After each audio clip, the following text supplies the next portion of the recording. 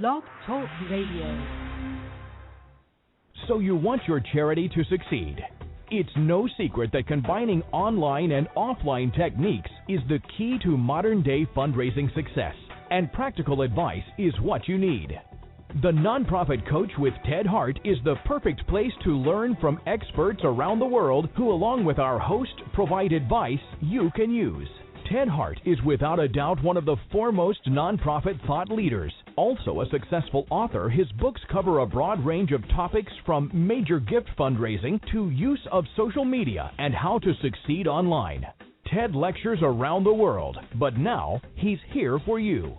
From the latest in charity news, technology, fundraising, and social networking, Ted and his guests help you maneuver through this economic downturn in the charitable sector to greater levels of efficiency and fundraising success.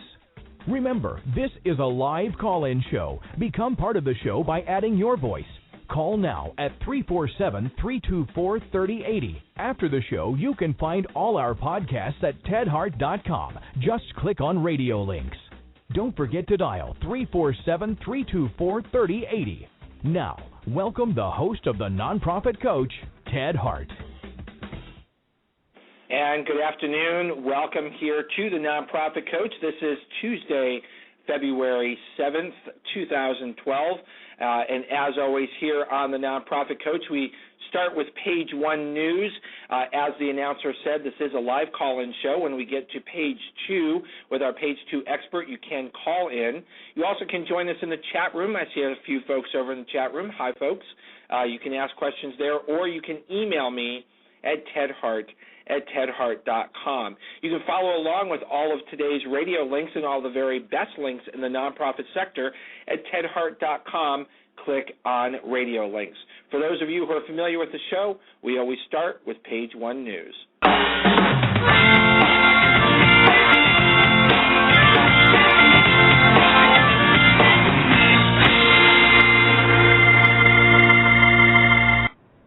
We had the last 2 weeks off here on the show. I don't know if you missed me, but I certainly missed you folks. So that means that we have an awful lot here on page one. First up on page one news comes to us from Content Marketing Institute. What they're sharing with you today is 7 ways to bring your community into the content creation process.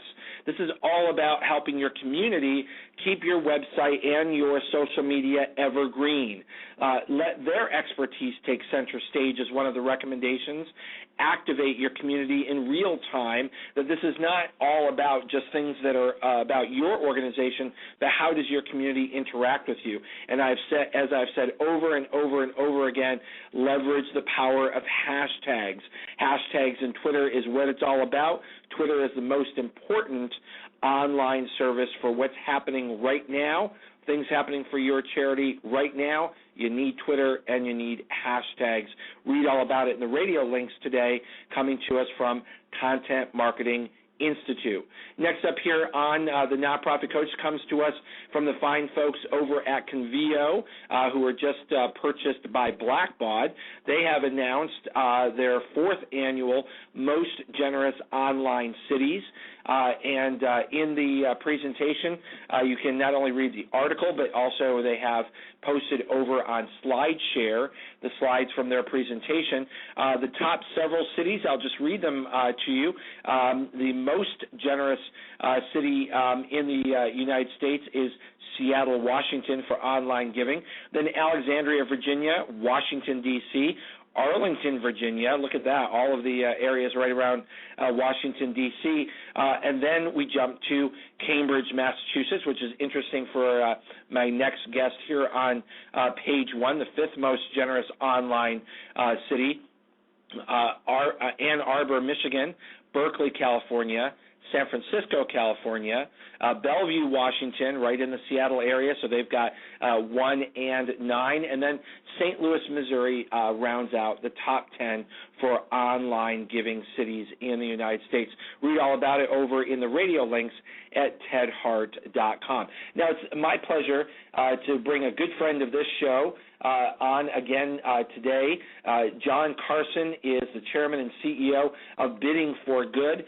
John is a serial entrepreneur with over 20 years in building and scaling for-profit enterprises that serve a broader social purpose.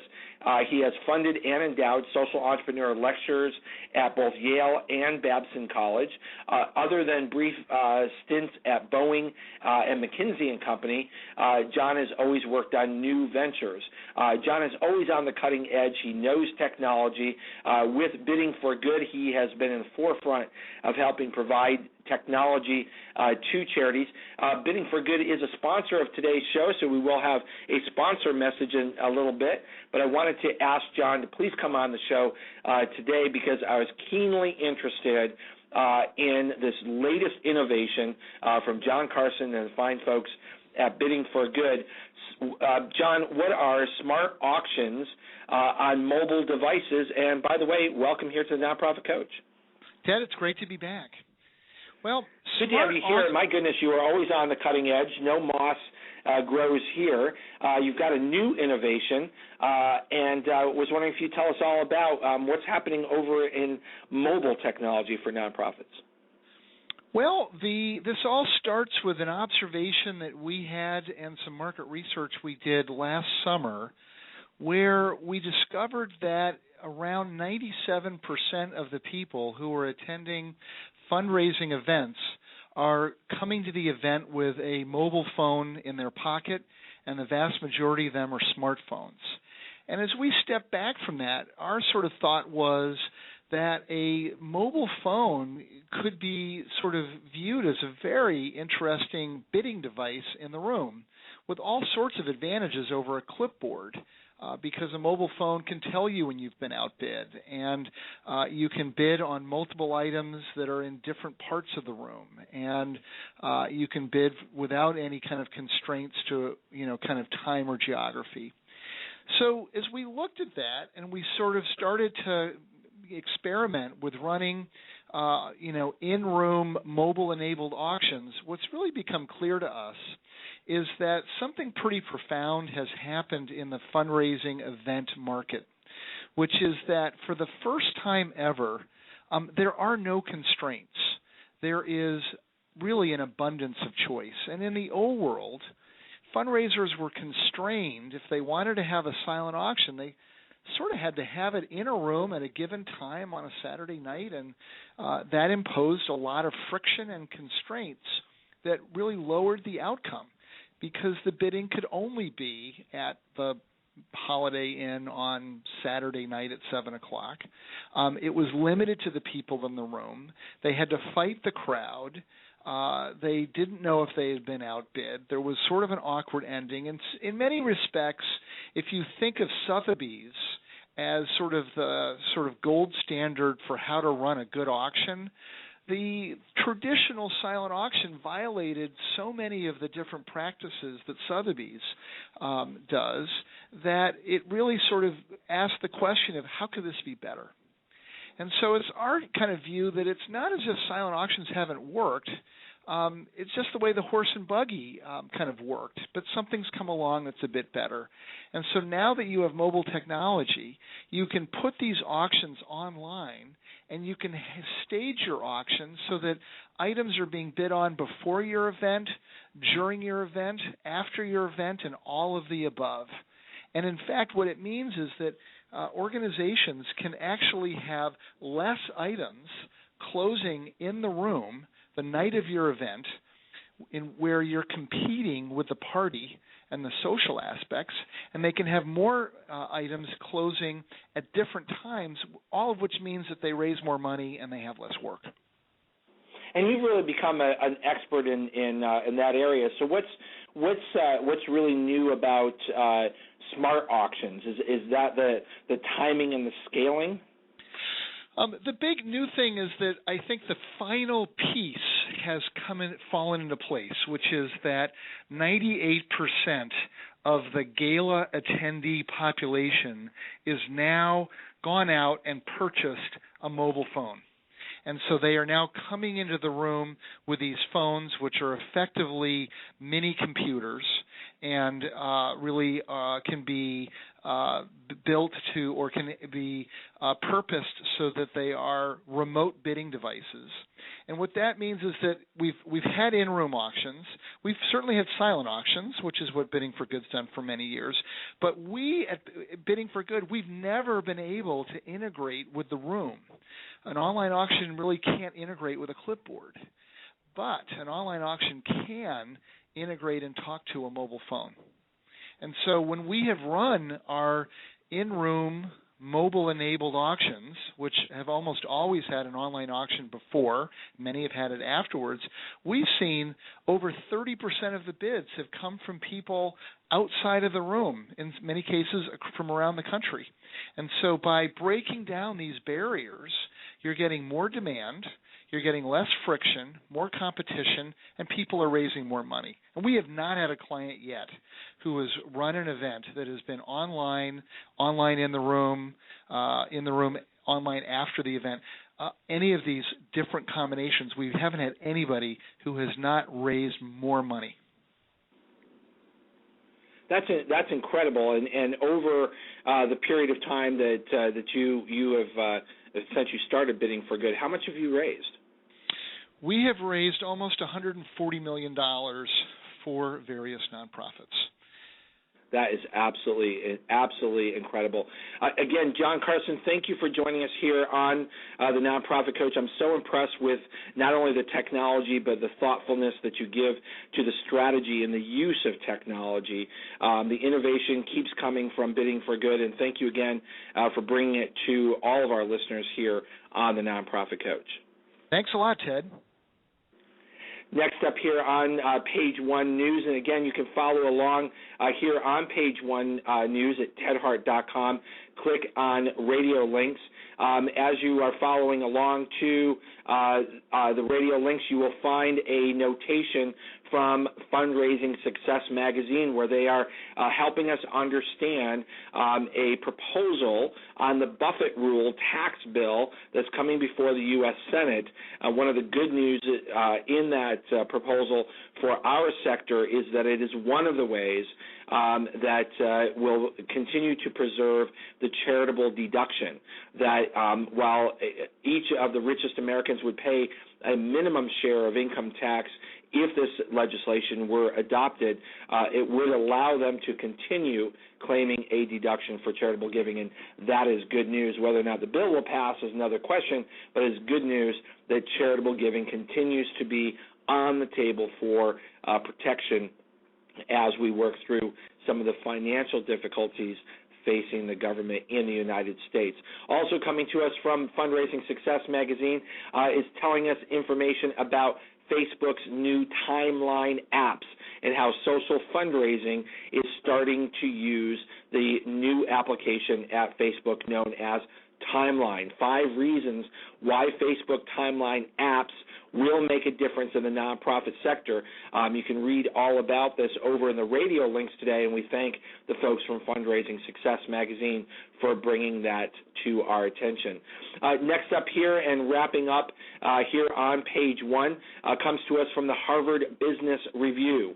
Over on the Harvard Business Review, now we talk a lot about networking, we talk a lot about social networking, but it occurred to me, and this is great that HBR has sent this over to us, is that one of the things that some people have to face is that if you're an introvert in a social world, how do you make that work? Well, here's an article all about the introvert's guide to networking that comes to us again from the Harvard Business Review, and a link is provided over in Page One today at tedhart.com. You can click on radio links. That wraps up Page One News today. That means it's time for Page Two.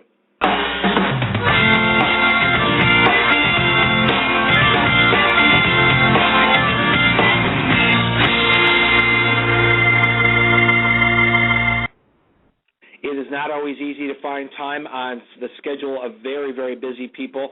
Dr. Susan Raymond is one of those people, and I'm thrilled that we have been able to find time on her very busy schedule. She is Executive Vice President of Research, Evaluation, and Strategic Planning for Changing Our World. Susan leads research on all aspects of philanthropy and economic and demographic change, as well as strategic alignment for new social finance investment strategies for nonprofits and social enterprises. Her most recent book on philanthropy, A Nonprofit Finance for Hard Times, Leadership Strategies When Economies Falter, was published in 2009 by John Wiley and Sons. She is also author of Mapping the New World of American Philanthropy, Causes and Consequences of Transfer of Wealth, which is also published by John Wiley and Sons in 2007. And you definitely don't want to miss the opportunity to read The Future of Philanthropy, Economics, Ethics, and Management, also from John Wiley and Sons. She's published extensively in the areas of philanthropy, economics, healthcare, and corporate responsibility in such journals as the Journal of Financial Planning, Foreign Affairs, Development, Economic Reform Today, the Annals of New York Academy of Sciences, and it goes on and on. Susan earned her BA Phi Beta Kappa from Macalester College and her MA and doctorate from Johns Hopkins University School of Advanced International Studies. My goodness, what a resume and what a pleasure to welcome you here today, Dr. Susan Raymond. Morning, Ted. It's great to be here. I'm just about to sign a contract for a new book. Oh, that's wonderful. Can you share with us and our listeners today what that book will be about? It's going to be called Nonprofit Strategies for Rapid Economic Change. It struck me That's terrific. And when's the proposed release date? Hopefully it'll be the first part of 2013, probably January. Oh, lots and lots of work ahead from you, yes. Yeah, this could be a big mistake. Yeah, you know how that goes. I'm also just working on a proposal with Wiley for my 7th book with them, and same time frame. We'll see how that comes together. But more about you, coming all the way back to the so important work that you do at Changing Our World and the white papers that you have produced and the special reports. There is a link over in the radio links today for all of our listeners to be able to go directly to the page on changingourworld.com where your white papers are posted. But let's wind back a little bit and tell us a little bit more about what draws you to research and why you've dedicated so much of your energy and time to this particular pursuit in the philanthropic sector. Well, you know, Ted, it's really an interesting thing. I mean, I've only been in this particular sector for, a dozen years or so, but I really came into it from work that I was doing in Eastern Europe, sort of as the countries fell, and then in the Soviet Union, and developing some of the first private philanthropies out in that region and the post-Soviet sort of time frame, and became very interested in the role of philanthropy in civil society, and that, in fact, my view is that philanthropy is not actually about the money, or at least it's not only about the money. Philanthropy is really about private leadership stepping forward onto civil society to contribute to problem solving for entire communities. And, we use money as a measure of that just because it's a convenient thing to do and because you do have to pay the bill to turn the lights on. But in fact, what stands behind all of this talk about the money is something that people don't talk very much about, and that is the critical element of leadership and private leadership in social problem solving. And so that's really what drew me to this work, and that's why a lot of the writing I do is really not just about the nonprofit sector. It starts out in the rest of the world, which is the economy, the society, the demographics, the changing values, opinions, economic structure, community structure, and then works back into implications for the nonprofit sector of changes in that operating environment. So that's sort of how I got here. Well, and that's so interesting, and I really appreciate you sharing that with us, because here on this show we've discussed several times, my view is, and it sounds like it matches very nicely with your view, is that charities do not exist for charity's sake. They are the conduits through which people who want to make things happen, who want to change their communities, are able to affect that change. That in fact, someone who wants to feed children or build a new school may quit their job and go out and do all that if they could, but they can't. So they give money to a charity. They support a charity who helps those endeavors and make sure that those endeavors that the donor feels are important are going to happen. So that's the reason why they really exist, not for their own sake. And so often the leadership, boards of directors, and certainly staff become so focused on budgets and the need for money, and I'm not saying those things are not important, that they lose sight of the fact that there's a mission that drives that organization, and the mission is not the budget. I couldn't agree more, and I would just add that neither is the mission an anchor. And I think what the mistake, and if there is a silver lining to the economic cloud that we've been through, I think it is that it is forcing, by virtue of competition and resources, forcing institutions to begin to understand that their mission is actually a sail, not an anchor. And that they have absolutely, and that in doing that, there is a need and a requirement that they constantly test that mission to determine, is it still relevant? Are they still providing the service that they have been sworn to provide to the community, as opposed to, as you said, being anchored to something that is etched in stone, and that's not what a mission or a mission statement is meant to be. Right. I mean, that's why when we do any kind of planning here, strategic planning, business planning for our clients, we always start with the external environment. What is happening in the community, what is happening in the economy, what is happening in leadership, what's happening in demographics, and then we always work back into the organization from that, and we say, do the programs match up to what's happening? And it's not just what is happening now. It's Wayne Gretzky's learning to be a great hockey player by skating to where the puck is going to be. And so the question is not what is the environment now. The question is, what is the environment 10 years from now? What is the trend? Because it takes time to change. And if you're always using today as your metric, then you will always be 5 to 6 years behind what's happening in your environment. So we build predictive models. We build projections models, so that institutions can plan for where the puck is going to be. That is such a great analogy, and is probably one of the hardest things for volunteer leaders to really grasp, because they do feel this need for constant fundraising, and I'm not saying that budgets are not important, but I have found that in organizations that I've worked with is that they actually flourish when they open the doors and they open the windows, and they're not so tied to just meeting a budget or being tied to a strategic plan that is again etched in stone, but that they are allowing themselves to be very connected to their community. And how much does entrepreneurship play into successful charities? Oh, it's critical. It's very. You're right. It's very hard for institutions to do this. It's particularly hard for small institutions to do this. But as I'm fond of saying, that Changing Our World is part of the Omnicom Group, which is the largest communications company in the world. And I always say there is somebody at Omnicom who can tell you today with certainty that 2 years from now you will buy pink socks.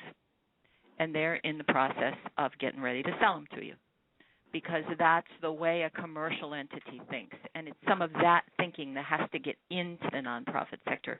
What will it look like in the future? How are people's expectations and demands changing? What will people want?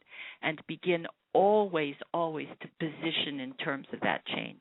And that means in most organizations, large or small, I think the reason organizations fail to do that is twofold. Number one, it is that entrepreneurial culture that's missing, but it's also because, Ted, nobody's ever in charge of it. And if nobody's in charge of it, then it's not likely to get done. It's always kind of the last thing that you think about as opposed to the first thing that you think about. So it's both a change in culture, but also it's a change in expectations and accountability within institutions. And getting that accountability right is so important. Susan, we're going to take a little bit of a station break here. When we come back, I want to explore with you a little bit more this notion of entrepreneurship in the nonprofit sector. And as you said, at Omnicom and other for-profit companies, they're already thinking a couple of years down the road. They know more about the future than most nonprofits do. But I also want to explore for our listeners today what is uniquely nonprofit, and where is that line where nonprofits do not become for-profits. There is a unique role for nonprofits, and what is different. And I'd like to explore that with you. We'll be right back after the break.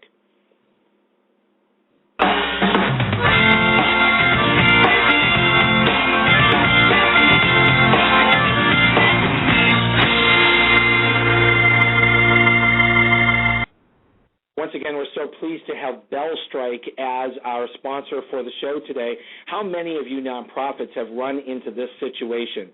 You need a great-looking, easily updatable website that accepts online donations. Here's the catch. You don't have the time, you don't have the know-how, you don't have the budget to be able to hire a professional or even to have a volunteer that can help figure all that out. Well, there's a new service that can help you out, and it is BellStrike.com. BellStrike lets nonprofits set up attractive, donor-enabled websites in about 1 or 2 minutes. Seriously, if you never felt like you had any technical expertise, you're going to look like $1 million with BellStrike.com. You have online fundraising, a blog, auto receipts, and now just by signing up, you can also enter into their $5,000 grant contest. And there's a lot more on their website as well. So if you need a website specifically designed for nonprofits, not cookie cutter trying to force yourself into a for-profit site, check out BellStrike. That's BellStrike.com. Check out BellStrike.com. And again, we're so pleased to have them as a sponsor of the Nonprofit Coach. Let's head right back over to Dr. Susan Raymond, our Page 2 expert. Don't forget, you can call in to 347-324-3080, and you can also join us over in the chat room.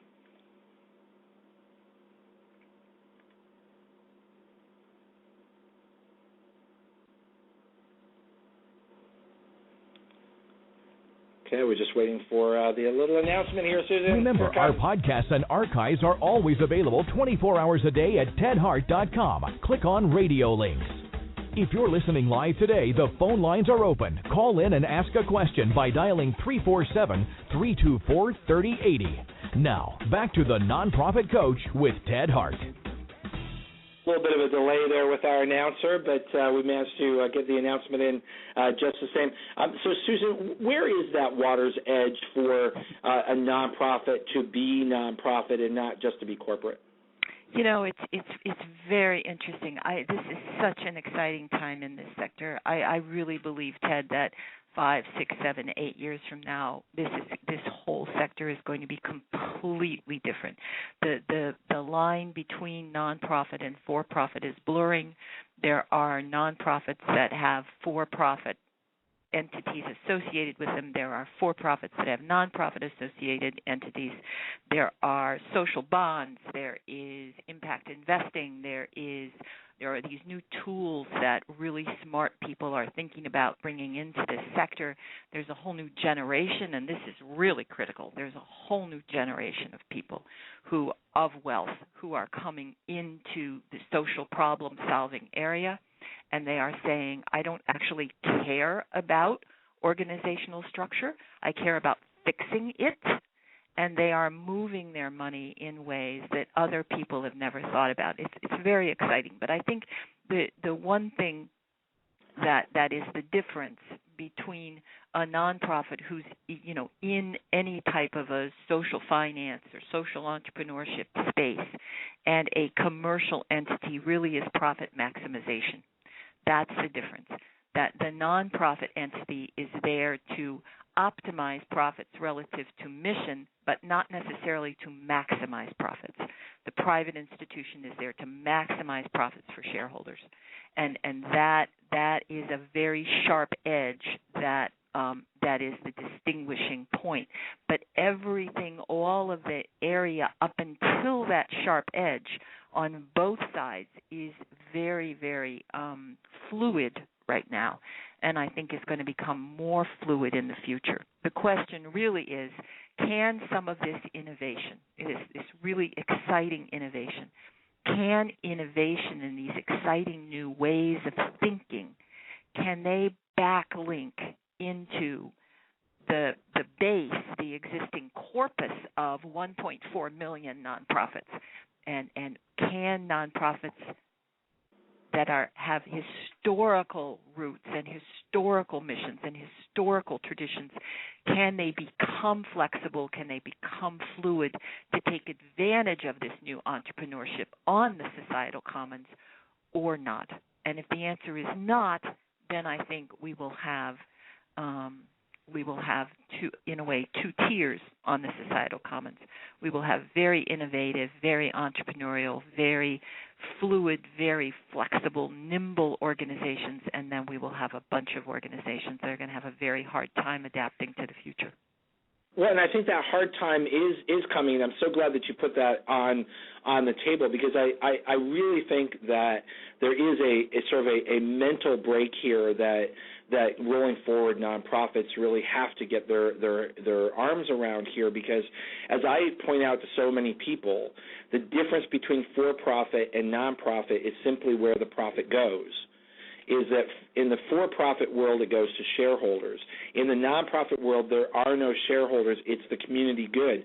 So the profits go back into the charity. But so many nonprofits get caught up in sort of what I call the can't, that, well, we're a nonprofit, so we can't. And so how scary is this world that you're excited about for the average charity? You know, I think it is scary. I think that I think it's scary to boards. I think it's scary to presidents and executive directors, and I think it's scary to program technical people who have come out of a kind of an education and a way of thinking that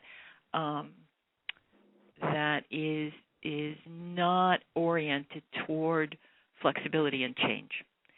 And I think part of what has to happen is that the educational programs that are coming forward at the university level have to start being much more integrated into entrepreneurial schools within these universities, as opposed to staying sort of within nonprofit management. This whole idea that you're going to have to pick the very best ideas and the very best initiatives from wherever they are housed, whoever their leaders are, and bring them onto the societal commons if you're actually going to solve problems, I think is going to be the driver of the future. And now is the time, Ted, that if we fail to do it now, if we fail to make this adaptation now, we will have missed, I believe, the opportunity of a lifetime. There is a new generation of wealth coming forward, a new generation of wealth that is interested in societal problem solving and in social finance, that is willing to create, to craft, to innovate tools on the financial commons that will empower innovation.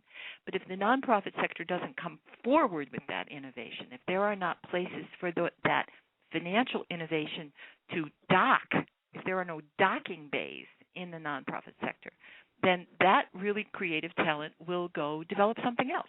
They'll go develop a better mousetrap. They'll go develop a better handheld mobile set. They'll do something else, and we will have missed the opportunity to get this energy of these new ideas and financial innovation hooked up to social problem solving through nonprofits. And that will be probably the greatest tragedy of our generation. Well, and Susan, as you know, you and I have both been in this sector for a long time. Me probably longer than I want to admit. But we have heard this mantra in the nonprofit sector of needing to reinvent the nonprofit for years, more than a decade or more. And I think it's only been talk. There really hasn't been all that much action in actually reinventing. But aren't we now seeing the pressure coming from outside, and you mentioned these new social entrepreneurs, that this whole notion of reinventing and a much more entrepreneurial approach to nonprofit sectors, because let's face it, nonprofits overall have had the reputation, and in a lot of ways people view it as a strength, that they're downright boring. that there isn't anything exciting and new. They just provide good service, and there's nothing wrong with that. But the whole notion of providing service itself is changing now. No, I think that's absolutely right. I was giving a speech a week ago, and I said, look, here's what has fundamentally changed in the mindset of the philanthropist after the most recent economic turmoil. The competition for resources has become intense, and the philanthropist is no longer interested in what you need. He or she is interested in what you're going to do. So the competition is not going to be on the basis of needs, because everybody needs something. It is going to be on the basis of who's got the best idea and evidence that you can do something about it.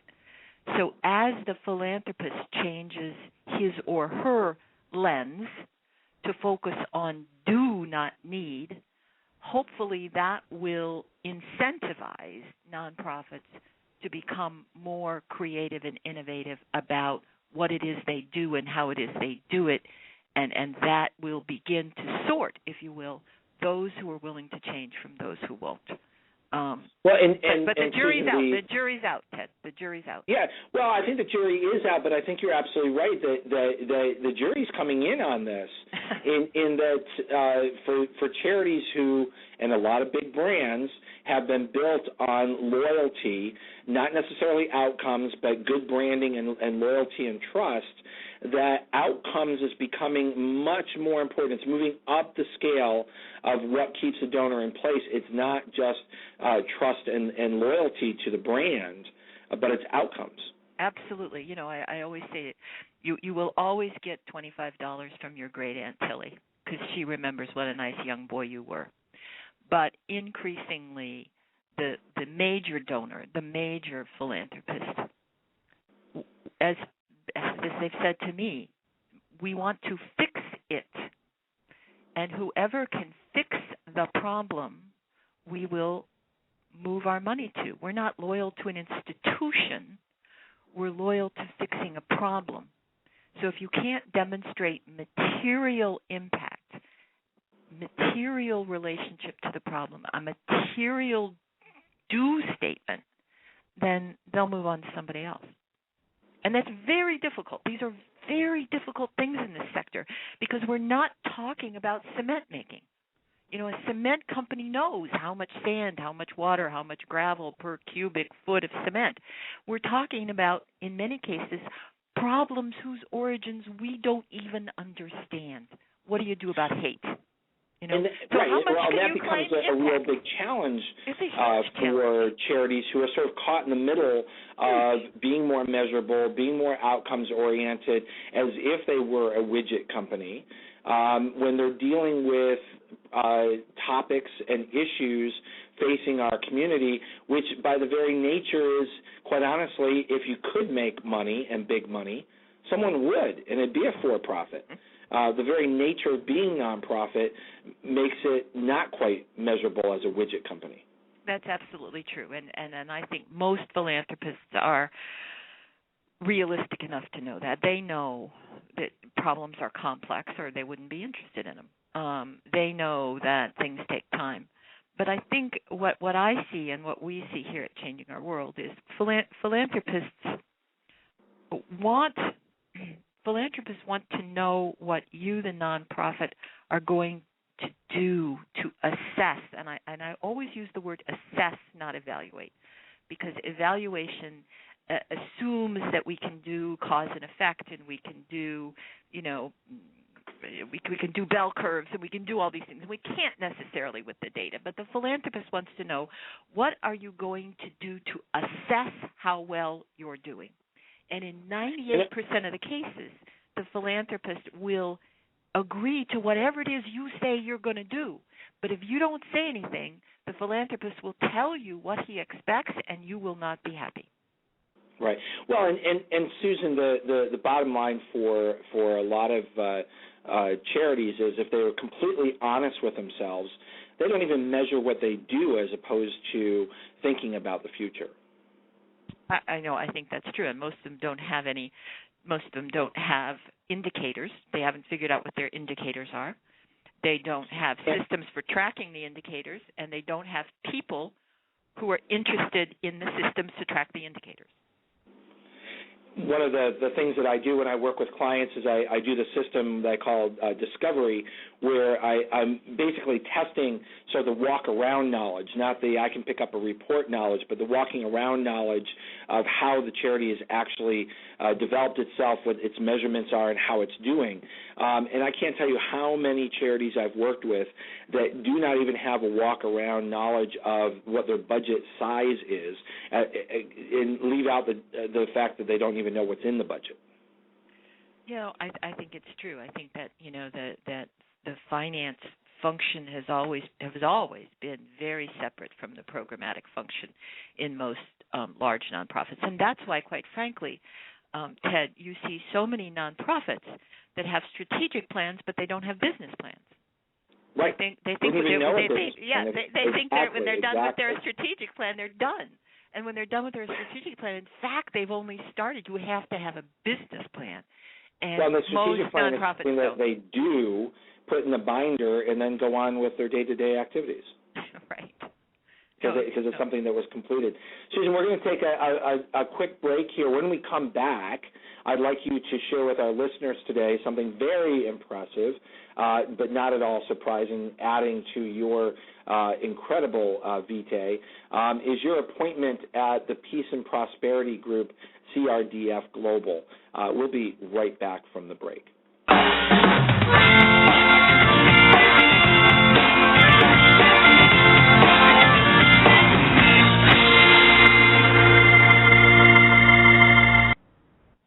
I want to thank our additional sponsor today, the fine folks over at Bidding for Good. It's a charitable e-commerce company that connects fundraisers, shoppers, and businesses.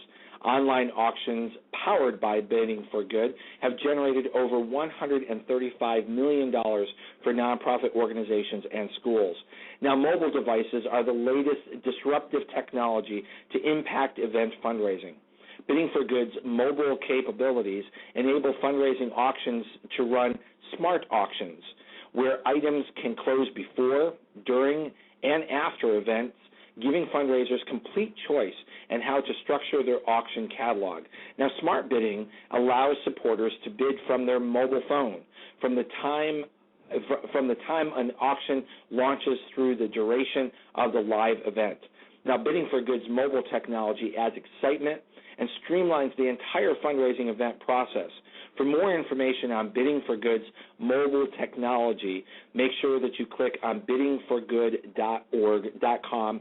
You can also find the link over in the radio links today at tedhart.com. You'll also find the link for our sponsor, Bellstrike, over in the radio links today. Now, before we head back with our Page 2 expert, I do want to point out to you the upcoming shows here on the Nonprofit Coach. Mark your calendar for Valentine's Day, February 14th, next week, 12 noon Eastern. We will have Owen Charters here, who is an online fundraising expert, to give you all the very best advice on how to make 2012 your most successful online year.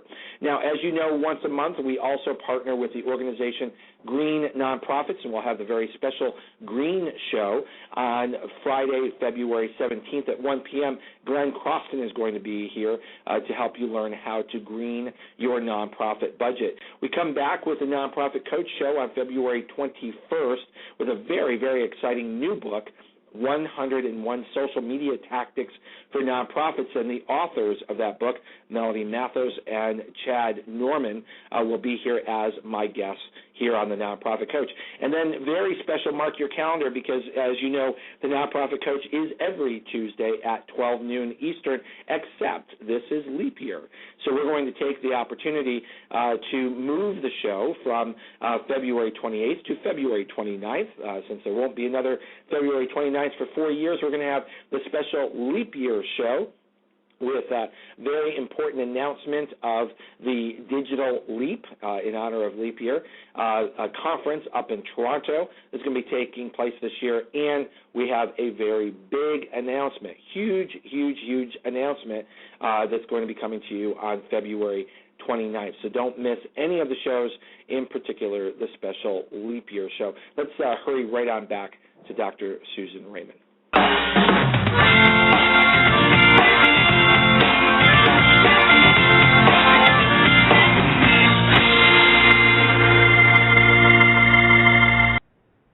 Well, the folks over at CRDF Global must just be pinching themselves with the appointment of Dr. Susan Raymond to its board of directors. Susan, tell us all about that, why you said yes, and how they got so lucky. Well, Civilian Research and Development Foundation, CRDF Global, was created by Congress through the National Science Foundation in the days of concern about nuclear proliferation and the Soviet Union, sort of as I was saying before, as the Soviet Union came apart and the countries became independent, and the question of how to stabilize the nuclear arsenal became a critical policy. And of course, this was created because taking nuclear technology, taking research and development into dual use or civilian use areas is very, very important, and really strengthening the civilian research and development capability in countries is a critical part of how you graduate out, scientific capability from a defense sort of environment into a civilian application. Over the years, then, CRDF has expanded into Central Asia and programs in the Middle East, and I have for many years known, given my background sort of in international development and foreign policy, known a number of people who are on the CRDF board, and they asked me to join, and I was honored to be asked to join the board. And it's a very, very dynamic board of scientific leaders, technology leaders, both from the people who have had public government experience and people from the private sector. And I think these issues of, obviously now, given the situation we're in globally, these issues of the relationship between research and development and science and technology and the national security and economic growth are absolutely critical, and so I was very, very pleased to be part of it. Well, it's an honor that you are richly deserving with your research background to serve on that board. So I did want to make note of that to all of our listeners today. We do have an email question from Megan. I think Megan obviously was listening earlier when I noted all of your special reports and white papers. And Megan from St. Louis is asking which one's the most important to read first. Oh boy, I'll get in trouble somewhere if I answer this question. What I would suggest, it depends on what your particular area of expertise is, but we finished and just published late last year a study of state budget finance and the relationship between directions in state budget contraction and the needs of the nonprofit sector. Is this the white paper entitled "The Public Finance Crisis: Right. Can Philanthropy Shoulder the Burden"? Right, exactly, and it's a unique data set of state budget analysis that is aligned against philanthropic analysis at the state level, and it really does. We talk a lot about the economic dislocations at the federal level, but the dislocations at the state level are huge, and they're going to echo for many years through the ability of public finance to power nonprofit service provision. And so that for almost any sector that has any relationship to public finance within the nonprofit community, that's a critical piece of work. And as you look at that, is that where you think the biggest burden? I mean, we were talking about the call for entrepreneurship. We were calling for the reinvention of nonprofits. finances is always going to be an issue. Can the charitable sector survive this downturn in public financing? Ted, I think two things are going to happen. Well, three things. Number one, nonprofits that prosper, and I want to make a distinction between prosper and exist. Nonprofits that prosper are going to have to innovate. Innovation is going to be the basis of prosperity in the nonprofit sector. Those who don't innovate won't necessarily go away, but they will not prosper going forward because the rules have changed. The game has changed on the societal commons. I think the second thing we're going to see is I can't imagine that there's not going to be a period over the next 2 to 3 years of mergers and acquisitions. We're already seeing it, whether it's back office collaboration to reduce overhead costs, or strategic partnerships, or pure mergers. I don't see how you can sustain 1.4 million and a rate of growth that we've seen over the past 20 years. In fact, the rate of growth of nonprofit formation continued to increase even as funding decreased in the financial crisis. So I don't think that's sustainable, and so I think we're going to see M&A. And then the third thing we're going to see, aside from that, is a lot of organizations struggling and sort of bumping along the bottom because they, on the one hand, choose not to or can't innovate, or the collaboration, mergers, acquisitions options aren't open to them. This financial issue is just critical in the sector, and therefore it's critical on the societal commons. Well, how do we make sense of this explosion of the number of nonprofits? I mean, it is absolutely astounding. I mean, one of the statistics that I always share with folks is that in 2007, which was not that many years ago, the IRS created 37 new charities every minute. Yeah. It's interesting, Ted, because I had a... Let me correct that. Every hour. I'm sorry. Every hour that year is 37 new charities. Yeah, that's huge. Well, a couple of things have to happen. I mean, first of all, we have to tighten, the criteria. But secondly, I mean, look, it's not a bad thing.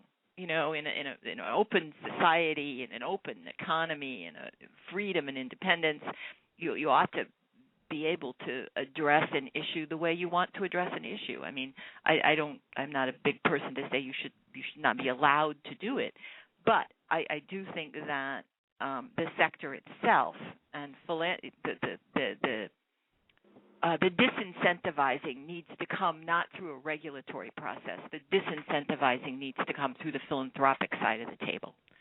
That philanthropy. Well, we don't really have a mechanism to do that because there's probably no one in the nonprofit sector that knows anything that would say, first of all, we need more nonprofits. I don't think anybody would say that. Right. But as soon as you start saying this one stays and this one goes, then someone's back is going to get up because there's someone who wanted that charity to exist. There's someone who's supporting that, even if it's not very efficient and even if there's 12 competing agencies doing the exact same thing. Absolutely. And therefore, at the community level, foundations, community foundations, philanthropies need to encourage collaboration. They need to encourage cooperation and mergers, and they can do that because they have the resources to do that. And in some communities, they are doing that. They are encouraging organizations to merge back offices. In Chicago, the United Way in Chicago provided space inside its building for 12 nonprofits of lots of different sizes, very, very, very big, well-known brands, and very small, to come together to merge their back offices and reduce the amount of duplication and replication in things like insurance acquisition, human resources management, IT management. It was very difficult. It was extremely difficult. But I don't remember the exact numbers, but once they did that, they had a huge reduction in their overhead costs, and therefore they could flow more money to programs because they were cooperating in the back office. And that happened. One of the concerns that I have is even beyond back office and those sorts of activities is oversight of these charities. When you have so many charities, all of them vying for boards of directors, there's going to be varying degrees of quality, and most boards of directors don't know their role in oversight.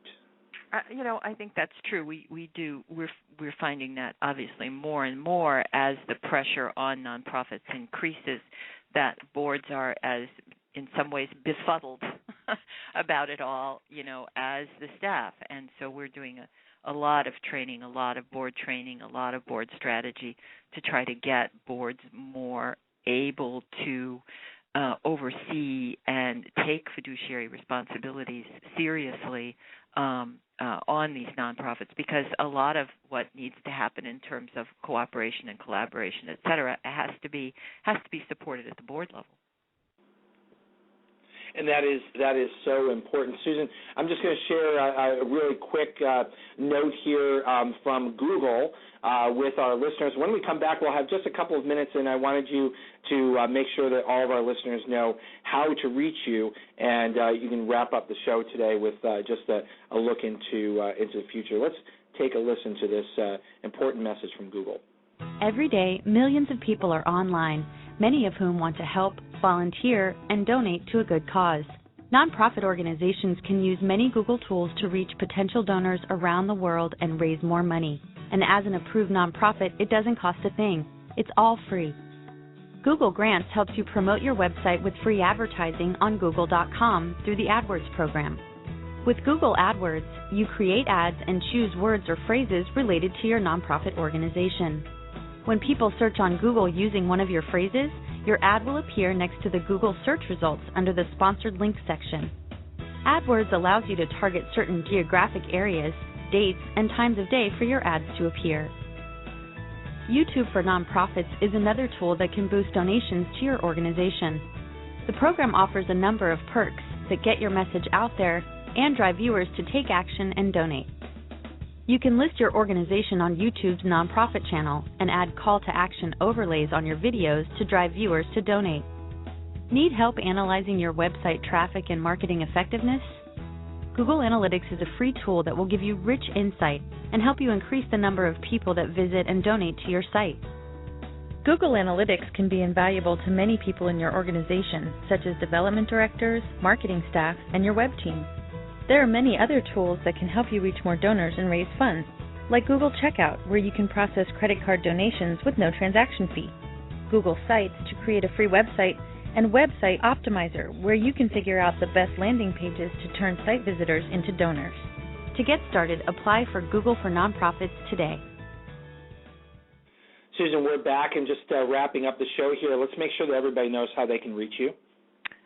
They can reach me via email at sraymond@changingourworld.com or through the Changing Our World website. That's terrific. Susan, we've just got 2 minutes left here on the show. I can't believe how fast the time goes. It's been absolutely fascinating to get a chance to have a peek into your mind and the things that you work on. What's the future look like? Well, I think the future is very exciting. Quite frankly, I think one of the most exciting things about the future is that both Goldman Sachs and studies at Brookings have written extensively about the new 2 billion middle class that will be created over the next 10 to 15 years. That's 2 billion more people who will be in the middle class and able to engage in philanthropy and in societal problem solving, and we are going to see a global explosion of social engagement over the next 10 years that I think is one of the most exciting things around. Well, it certainly is a very exciting future that we have in the nonprofit sector, if not just a little bit scary for some of the folks. How did leadership get their hands around this? I think that what I would like to see, Ted, is a lot more discussion of these kinds of topics at the professional conferences that are organized in this sector, both on the philanthropy side of the table and on the nonprofit side of the table. I think that we spend a whole bunch of time in this sector talking about tactics, and I think we have to spend a whole bunch of more time talking higher up about strategies and goals against all of this major economic and demographic change that we're going to see happening over the next 10 years. Well, Dr. Susan Raymond, thank you for being our guest here on the Nonprofit Coach. I could not agree with you more, and I think that's exactly where boards of directors would like to have their discussion. Maybe you and I will work together on that. Thank you for being our guest here on the Nonprofit Coach. It's been a great privilege, Ted. Thank you. You've been listening to the Nonprofit Coach Radio Show with Ted Hart. Tell all your friends to check out our production schedule and download our iPod and iPad-friendly podcast at tedhart.com. Thanks for listening to the Nonprofit Coach. Hola mi gente, Rosalind Sanchez here from He Said, Ella Dijo. And although I like drama in my telenovelas, when it comes to real life, I prefer a drama-free casa. Thanks to Fabuloso. Its remarkable lavender scent lingers like a longing glance. And with 2 times more active ingredients to take the drama out of any mess, you'll be shouting, gracias. Fabuloso's 2 times concentrated formula provides 2 times more active cleaning ingredients versus non-concentrated Fabuloso Original. Use as directed.